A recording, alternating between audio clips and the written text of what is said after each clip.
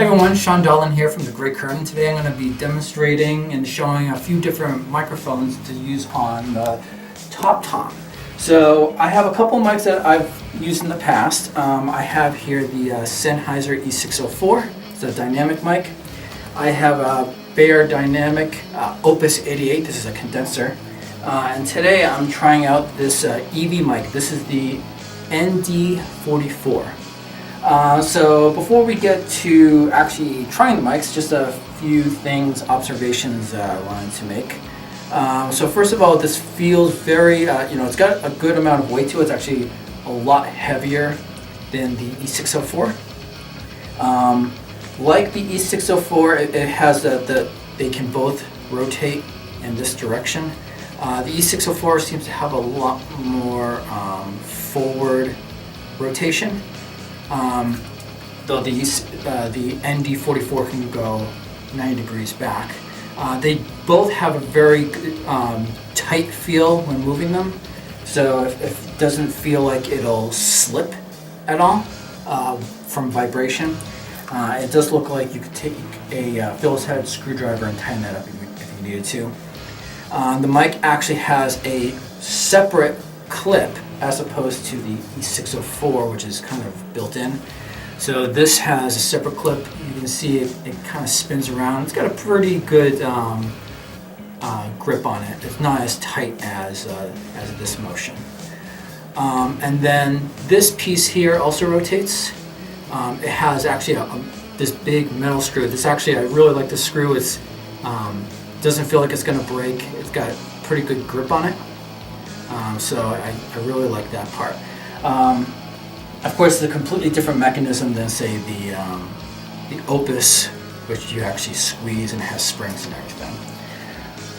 So one thing that I've always hated about the Sennheiser is, as you can probably see over here, I have a lot of low cymbals compared to my toms. I don't have a lot of clearance. And so when I have the Sennheiser on, and I have the mic cable coming out, it's pretty much banging up against my cymbal. So the cymbal is hitting the cable. So that's one of the reasons why I moved away from using this on the top of my toms, and I started using it on the bottom.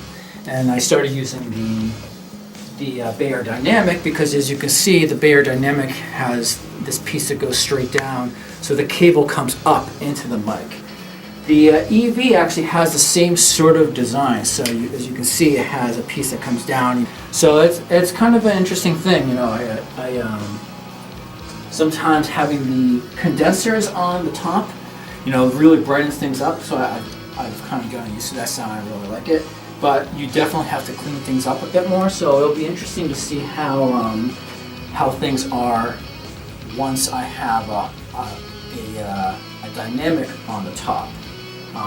Where I don't have to worry so much about the cable getting in the way of the cymbals. So as you can see, we got the 3 mics set up on the tom. This is how I usually would do the positioning for the Opus and the E604. I haven't had a chance to play around with the positioning for the ND44, so I'm trying to stay with similar positioning as the Sennheiser. All the mics are running into a Mo2 8 pre, just using the gain stage right on the 8 pre. The only difference is that the Opus, because it's a condenser, it runs really hot. We do have the pad engaged. So I'm just going to play on the tom a bit, and then I'm going to play on some of the other stuff just so maybe we can hear what the bleed is.